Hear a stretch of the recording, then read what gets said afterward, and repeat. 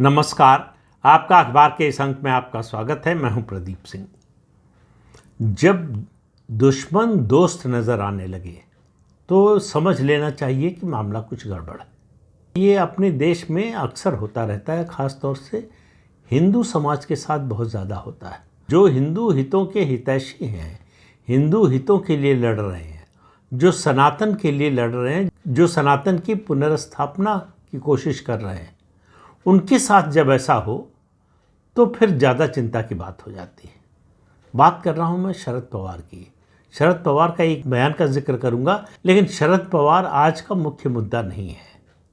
शरद पवार एक माध्यम है अपनी बात कहने का। मैं जो बात कहने जा रहा हूँ उसका, शरद पवार पर बहुत ज़्यादा बताने कहने की ज़रूरत नहीं है, आप सब लोग जानते हैं। दो किस्से उनके बताऊँगा। एक, उन्होंने इंटरव्यू दिया, मतलब कोई ऐसी बात नहीं है जो बंद कमरे में उन्होंने कही हो। उन्होंने एक चैनल को और अंग्रेज़ी अखबार के एक संपादक को, जो उस चैनल के लिए कार्यक्रम करते थे इंटरव्यू का, उनको एक इंटरव्यू दिया था। और वो इंटरव्यू दिया था 1993 का मुंबई का जो बॉम्ब ब्लास्ट था उसके बाद का है। अब आप समझिए, उस बॉम्ब ब्लास्ट में 300 लोग मारे गए थे, निर्दोष लोग मारे गए थे। और उस समय शरद पवार महाराष्ट्र के मुख्यमंत्री थे। उनका कहना है कि 11 जगहों पर बॉम्ब ब्लास्ट हुए थे। सब मुसलमानों ने किए थे, दाऊद के लोगों ने किए थे, किसी से छिपी हुई बात नहीं है। अब आप देखिए इंटरव्यू में क्या कह रहे हैं शरद पवार कि मुझे मालूम था, लेकिन मुसलमानों के प्रति हिंदुओं के मन में गुस्सा ना हो, इसके लिए मैंने एक जगह जानबूझ जोड़ दी। और उनका मैंने ये डेलिबरेटली किया। 12वीं जगह जोड़ दी। प्रेस कॉन्फ्रेंस किया तो कहा कि 12 जगहों पर बम विस्फोट हुए। और 12वीं जगह जो जोड़ी उसका नाम था मस्जिद बंदर, जो मुस्लिम बहुल इलाका है। उसके साथ साथ उन्होंने ये भी कहा कि जो तरीका इस्तेमाल किया गया, जिस तरह से विस्फोट किया गया, वो तरीका इस्तेमाल करते हैं दक्षिण की ओर के एक संगठन की ओर इशारा किया, यानी LTT की ओर इशारा था।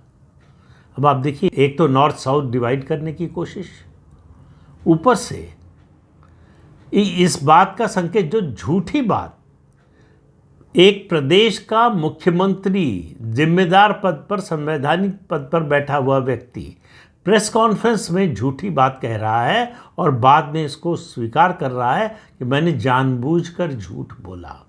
किस लिए? कि जो इस देश में पिछले 77 साल से चला आ रहा है चलन, संतुलन स्थापित करने का, दोनों पक्षों को बराबर पर रखने का, मुस्लिम तुष्टीकरण का, कि केवल मुसलमान बम विस्फोट नहीं करते, मुसलमान ही आतंकवादी नहीं है, हिंदू भी आतंकवादी हैं। बताने का मकसद ये था कि जब आप आतंकवादी की बात करें तो केवल मुसलमान की ओर न देखें, मुसलमान के बारे में न सोचें, हिंदू भी ऐसा करते हैं। शरद पवार ने ये करने की कोशिश की और उसमें वो सफल रहे। दूसरी घटना, जब वो डिफेंस मिनिस्टर थे, PV नरसिम्हा राव की सरकार थी, प्रधानमंत्री थे नरसिम्हा राव, उस समय उनके डिफेंस के प्लेन में 3 या 4 लोग ऐसे गए जो दाऊद इब्राहिम के लोग माने जाते हैं। इस घटना की बड़ी चर्चा हुई, अखबारों में खबर छपी, कोई छिपी हुई खबर नहीं थी। और तीसरी घटना का भी एक जिक्र करना ज़रूरी है। शरद पवार ने खुद स्वीकार किया कि दाऊद इब्राहिम ने उनके पास प्रस्ताव भेजा था कि वो भारत आकर सरेंडर करना चाहता है, लेकिन उसकी कुछ शर्तें हैं। अब पहली बात तो ये है कि दाऊद इब्राहिम से क्या रिश्ता है शरद पवार का। सरेंडर करने के लिए दाऊद इब्राहिम ने शरद पवार को क्यों फ़ोन किया? अगर आप महाराष्ट्र की और ख़ासतौर से मुंबई की राजनीति समझते हैं तो आप अच्छी तरह से समझेंगे कि क्या नेक्सस है वहाँ, जो आतंकवादी संगठन है, माफिया हैं, इस तरह के दाऊद इब्राहिम जैसे, और पॉलिटिशियंस के बीच में। और फिर भी आपको शक रह गया हो तो गोडबोले कमेटी बिठाई थी नरसिम्हा राव के समय में ही। PV नरसिम्हा राव ने NN वोहरा की अध्यक्षता में एक कमेटी बनाई थी, जिसको ये ब्रीफ था कि पॉलिटिशियन, माफिया और जो फिल्म वर्ल्ड है और ब्यूरोक्रेसी का नेक्सस जो है, उसके बारे में पता लगाएं। उस कमेटी ने रिपोर्ट दी। उस कमेटी की रिपोर्ट का जो एनेक्चर है, उसमें उन लोगों के नाम दिए गए कि किनका किससे क्या रिश्ता था और क्या क्या किया किसने किसके लिए। तो उस कमेटी की रिपोर्ट का एक हिस्सा तो पार्लियामेंट में रखा गया, लेकिन एनेक्सचर आज तक जो है वो सीक्रेट बना हुआ है। और कहते हैं कि उसमें जो है शरद पवार के बारे में काफ़ी कुछ कहा गया है। ये इंडियन एक्सप्रेस और दूसरे अखबारों में ये खबर छप चुकी है। क्या है इसके बारे में किसी को पता नहीं। तो अब इन 3 घटनाओं से आप समझिए कि शरद पवार की भूमिका क्या थी। और फिर एक चौथी बात जो अभी तो हाल की है, आपको अच्छी तरह से याद होगा कि प्रधानमंत्री नरेंद्र मोदी की सरकार ने शरद पवार को पद्म विभूषण से सम्मानित किया। अब मैं ये चारों घटनाएं बताने के बाद आपको शरद पवार के बारे में चर्चा नहीं करने जा रहा हूँ। शरद पवार में इतना साहस कहाँ से आया कि इतना बड़ा झूठ बोलने के बाद, इस तरह के संबंध रखने के बाद सार्वजनिक रूप से स्वीकार करने का साहस उनमें कहाँ से आया। इस बात से आया साहस कि उनको मालूम था कि ये बोलने के बाद भी हिंदू समाज से कोई प्रतिक्रिया नहीं होगी। तो हिंदुओं की बेवकूफ़ी पर उनको पूरा भरोसा था, हिंदुओं की अकर्मण्यता पर उनको पूरा भरोसा था। समस्या यहाँ पर है, समस्या शरद पवार नहीं है, या उनके जैसे लोग नहीं हैं, या शरद पवार ने जो किया या जो कर रहे हैं वो नहीं है। ये सब 93 के बाद शरद पवार केंद्र में मंत्री बनते हैं। उसके बाद मनमोहन सिंह की सरकार में 10 साल कृषि मंत्री रहते हैं। अपनी पार्टी बनाई है, अपनी पार्टी के अध्यक्ष तो हैं ही। कांग्रेस ने उनसे अलायंस करके महाराष्ट्र में 15 साल सरकार चलाई, एनसीपी और कांग्रेस के गठबंधन की सरकार। और वो इस सरकार के, जो कांग्रेस विरोधी सरकार है प्रधानमंत्री नरेंद्र मोदी की, उसके भी करीबी माने जाते थे, जब तक कि एकनाथ शिंदे मुख्यमंत्री नहीं बने, जब तक कि शरद पवार ने उद्धव ठाकरे को तोड़कर भाजपा को सरकार बनाने से रोका नहीं, उसके पहले तक। अब उस तरह का रिश्ता नहीं है, ये साफ सार्वजनिक रूप से नजर आता है। लेकिन सवाल फिर मेरा वहीं पर है कि मुद्दा शरद पवार नहीं है या उनके जैसे लोग नहीं हैं।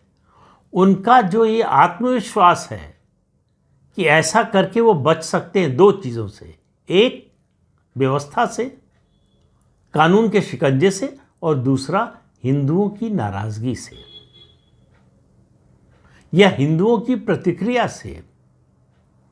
भाई, आपके पास सबसे बड़ा हथियार जो है जनतंत्र में वोट देने का है, उससे आपको कौन रोक सकता है? ऐसे व्यक्ति को आप वोट देकर क्या संदेश देना चाहते हैं कि हमें आतंकवादी बताओ, माफिया से संबंध रखो, जो भी गलत हो सकता है, कानून के विरुद्ध, संविधान के विरुद्ध हो सकता है, सब करो, फिर भी हम तुम्हारा समर्थन करेंगे। समस्या की जड़ यहाँ पर है। हम समस्या व्यक्तियों में खोज रहे हैं, समस्या व्यक्तियों में नहीं है। जिस दिन शरद पवार को हल्का सा भी एहसास हो जाए कि अगर ऐसा बोलना तो दूर है, ऐसी बात बाहर आ गई बिना उनके बताए बोले भी, और उस पर लोगों की प्रतिक्रिया होगी, उनका वोट खतरे में पड़ जाएगा। शरद पवार कभी हिम्मत नहीं करेंगे सपने में भी ये बात बोलने की। लेकिन अभी वो सार्वजनिक रूप से बोलकर उसी तरह से सीना तान कर चल सकते हैं। ये सिर्फ इसी देश में हो सकता है, या उस देश में हो सकता है जहां हिंदू बहुसंख्यक हों, जो अपने विरुद्ध अत्याचार करने वालों को, जो अपने समाज को मारने वालों को वोट देने के लिए तैयार हों। तो किसी और को दोष क्यों देना, किसी और के माथे जो है ये आरोप क्यों मढ़ना। ये जो कुछ भी हो रहा है, 93 का बॉम्ब ब्लास्ट याद कीजिए, 93 के बॉम्ब ब्लास्ट के बाद जो दंगे हुए हैं, उसमें अगर मुंबई में हिंदुओं को किसी ने बचाया तो उस व्यक्ति का नाम था बाला साहब ठाकरे। और दुर्भाग्य देखिए, उन्हीं बाला साहब ठाकरे का बेटा आज शरद पवार का सबसे करीबी है। तो इससे आप अंदाज़ा लगा लीजिए कि देश किस दिशा में जा रहा है, बल्कि देश नहीं, हिंदू समाज किस दिशा में जा रहा है। उद्धव ठाकरे को ये विश्वास है, विश्वास था और ऐसा हुआ भी कि इसके बाद भी उनको हिंदुओं का वोट मिलेगा, और मिला। कम मिला भले ही, और कम इसलिए मिला कि मुसलमानों का वोट ज़्यादा मिला, तो उस पड़ले पर ज़्यादा झुक गए वो, इसलिए इधर थोड़ा कम हो गया, और इधर उनका वोट बंटाने के लिए एकनाथ शिंदे मौजूद थे। कल्पना कीजिए कि अगर एकनाथ शिंदे उद्धव ठाकरे के साथ ही रहे होते तो लोकसभा चुनाव का नतीजा क्या होता? बीजेपी खड़ी भी रह पाती कि नहीं?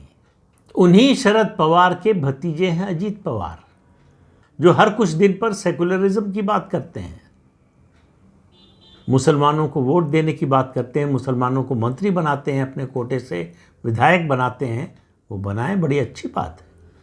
अगर उनको मुसलमानों का वोट मिल रहा है, मुसलमानों का समर्थन मिल रहा है, उनका साथ दे रहे हैं, उनको विधायक और सांसद बना रहे हैं, तो किसी को एतराज़ नहीं होना चाहिए। लेकिन एतराज़ बीजेपी को तो होना चाहिए कि जो समाज इस आधार पर वोट अपना तय करता है कि बीजेपी को कौन हराएगा, वो ऐसे लोगों के साथ क्यों है? तो शरद पवार हो या अजीत पवार, ये एक प्रवृत्ति है, ये बीमारी नहीं, बीमारी का लक्षण है। और हम तो लक्षण का भी इलाज करने को तैयार नहीं है, बीमारी का इलाज कहाँ से होगा?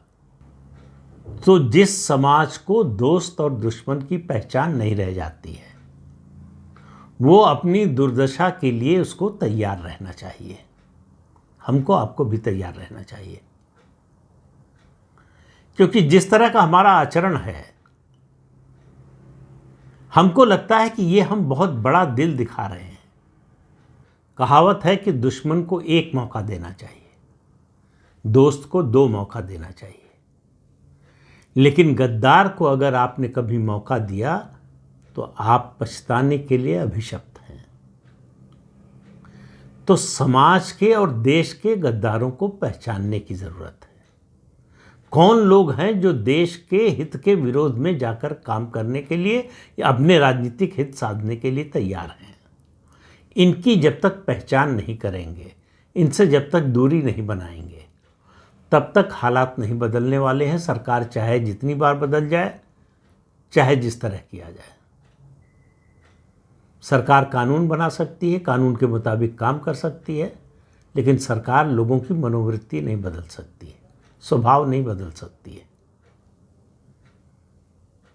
हम आप जो चाहते हैं कि सरकार ऐसा करे, वही अगर सब बदलने को तैयार नहीं है, अलग तरह से सोचने को तैयार नहीं है, अपनी सोच में बदलाव लाने के लिए तैयार नहीं है, तो फिर क्या होगा इसका अंदाज़ा लगा लीजिए। तो इस अंक में इतना ही। अगले अंक में फिर मिलेंगे किसी नए मुद्दे के साथ। तब तक के लिए अनुमति दीजिए। आपसे अनुरोध है कि ये चैनल देखिए, शेयर कीजिए, लाइक कीजिए और सब्सक्राइब जरूर कीजिए। नमस्कार।